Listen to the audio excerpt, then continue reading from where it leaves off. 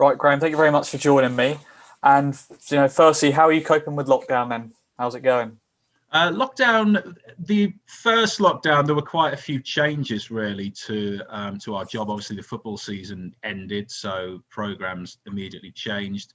I mean, across the board, BBC Local Radio then went with this policy of just 4-hour programs. There were less people in the building and things like that. As far as my role is concerned, once football returned, it was kind of almost like back to normal, albeit we've had obviously a very different season. But I'm kind of at the moment, I would say I'm 70-80% studio and office based, and 20% of the time I'm working from home. So there is more working from home now. There's a bit more of a balance on that front. But yeah, it felt from kind of September onwards that we were back to some kind of normality, because not only did we have Ipswich Town coming back, we had the return of non-league football, we had some motorsport locally and things like that.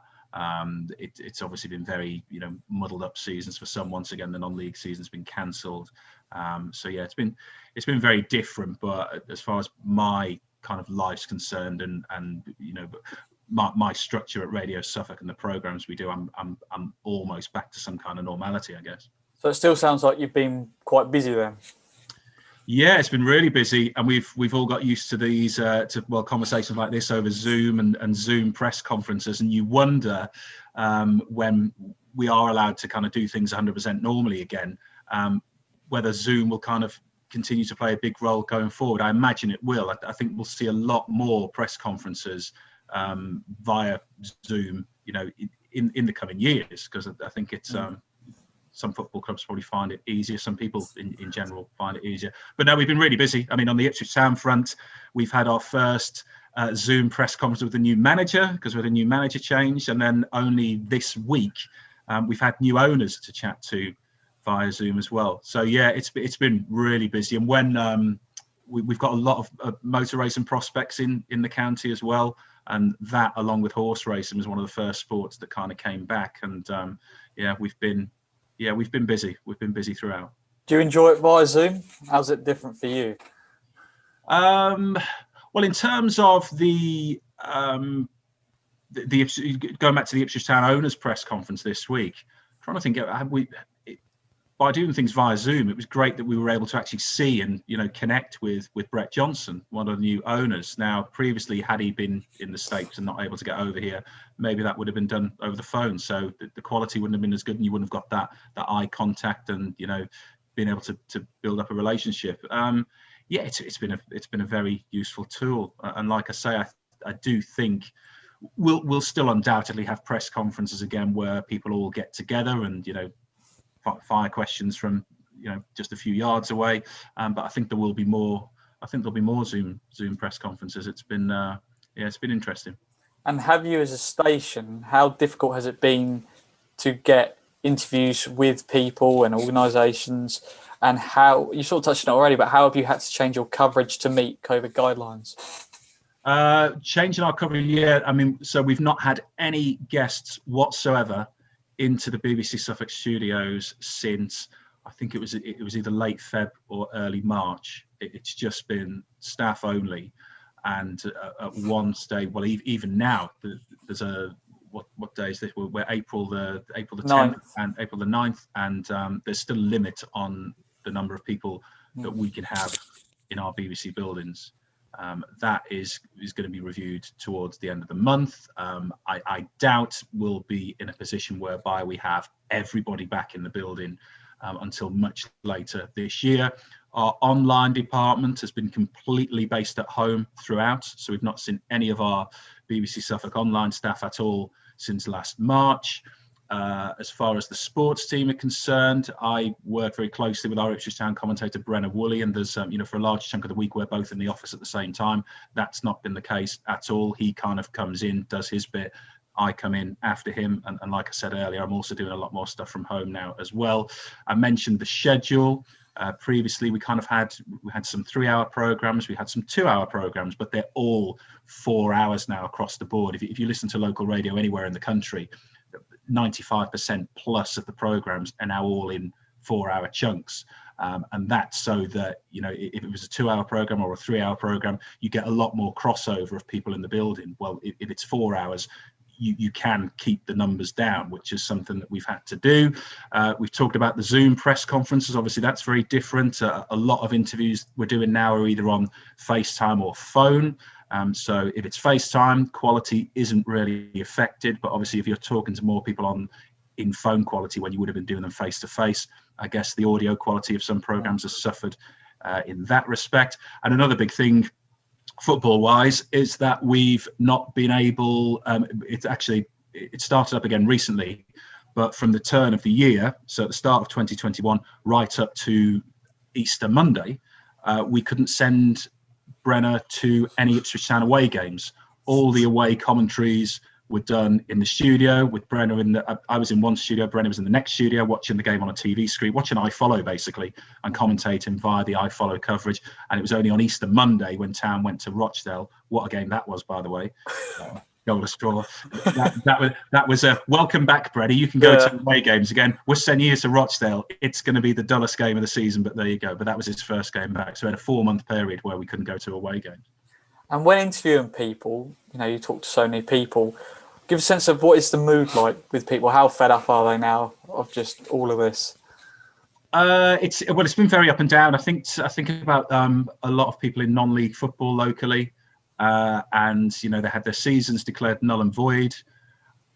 That's a real low point for a lot of people involved, and I circle in particular Stowmarket Town Football Club at this point. They'd gone through this ridiculous unbeaten period.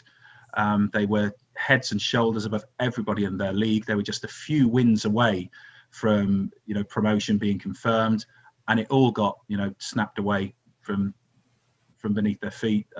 So that didn't happen. You think of all the club volunteers, the players, the management, everything that goes into that football club. And this is just one case. This has happened at other football clubs, at other sports clubs up and down the country. Then the season started up again. The new season started, and there's the hope and the optimism that comes with that. Right, we can get out there, we can get training again. And then what were we? We were maybe a dozen games in max for some teams. It gets taken away again. It's another null and void. Similar things were going on at Ipswich Town Women. There was, there's the initial disappointment of seasons being declared null and void. Then that hope that you're getting back out there and it's going to get back to normal again. And then just before Christmas, it all gets taken away again.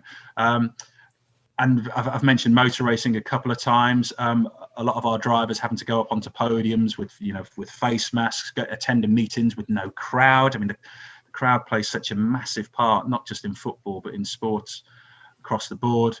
Not having friends and family there, not being able to have guests there and things like that. I think people are just, this time around, since the introduction of the vaccine, it feels like next time things can start up properly again, there will be real hope going forward. But there has been, a lot of the unknown for people in sport over the last few months. And you sort of touched on it there already. I find when watching a game on the TV, a football match, when there's no crowd, the game just feels so flat and boring. Do you find that with no crowds? How important are they to have a crowd at a sporting event?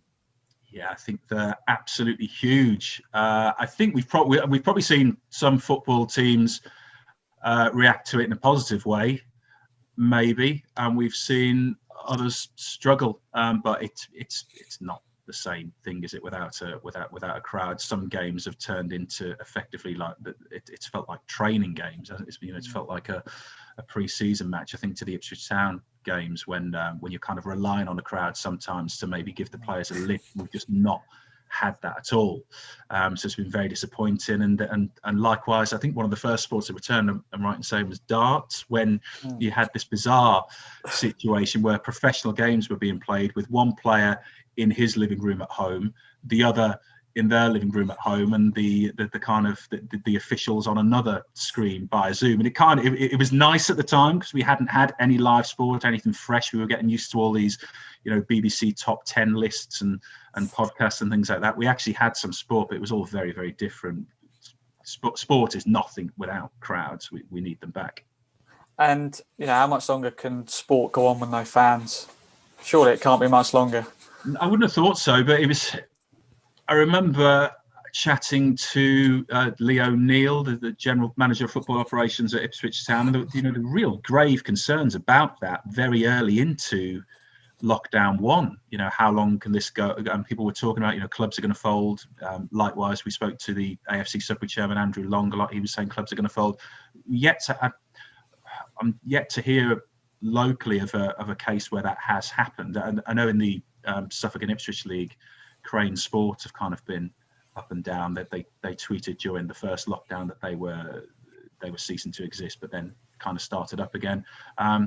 There's been, as far as I'm aware, nothing major locally, and since the parachute funds, since the Premier League kind of rescue kit came in, that does seem to have gone quiet. I'm sure it'll start up again. I'm sure if we get to a situation, I think, where next season, the 21-22 season starts and there's no crowds, I think you'll start to hear more about that, about how clubs desperately need it to survive. Ipswich Town, I guess, have been fortunate in a way that their owner at the time, Marcus Evans, obviously this week that's all changed, has been able to bankroll the club. He's still been putting his money in despite no money coming in through crowds. He's been keeping the club afloat. And, a lot of people have said a lot of negative things about Marcus Evans over the years, but one of the positives of his reign is that the club have never had to worry about administration or liquidation. He has at least kept them going. And you sort of touched on it already as well, but give us an insight into how the station's been affected by COVID. Are there people on furlough, and have listening figures gone up or down? I don't know about the listening figures, in all honesty. I'd imagine, I'm trying to think, I'd imagine they'll have stayed pretty similar, in all honesty. As far as the other question was relating to, was it furlough? Yeah. No, because we're funded by the licence fee payers, so no one has gone on furlough. People have just, as I mentioned earlier, had to work a lot differently. Our online staff being a fine example of that. They've had to 100% fully function at home and still churn out the same work that they do. And I guess in many cases, with there being a lot of stories around through COVID, they've probably had to do more, but do it at home. And give us an insight. What sort of sport are you into? How desperate are you to go and watch some sport again? I've been in a fortunate position, really, in that I've obviously got to watch the Ipswich Town games when they return. But yeah, no, I'd love to get back out there. I'm a big not just football fan, but any sport really, and to actually get out and interview our contributors and our up and coming sports stars face to face is a big thing for me. I'd like to get back out there and be able to do that rather than have the constant Zoom chats and FaceTime. It's always good to go out and report and good to attend live events. So the sooner they come back, the better. And lastly, for you, is it difficult to be all happy and smiley and jovial on the radio when things are quite tough at the moment? I've felt sorry for other people, really, and when we've got, going back to Stowmarket Town, we have a decent relationship there. Well, a very good relationship with the former manager Rick Andrews, and I think of all the effort him, other managers locally, other sports people locally, all the volunteers, the people that put on events like the Active Suffolk Awards as well, and people at Ipswich Basketball Club who things like their summer camps, big events for them in terms of trying to get people into their sport as well, all having to either be cancelled or run very differently. I've felt for them. I've not felt for me at all. I've still been in a fortunate position to be able to go into work and do what I do. Like I say, there has been more working from home, but on a Thursday night when we do our sports program, I've still been going in and doing it. There has been some kind of normality for me. So it's it's like I say, but my feelings are all for kind of other people involved. Thank you very much, Graeme. Very welcome. Good to chat.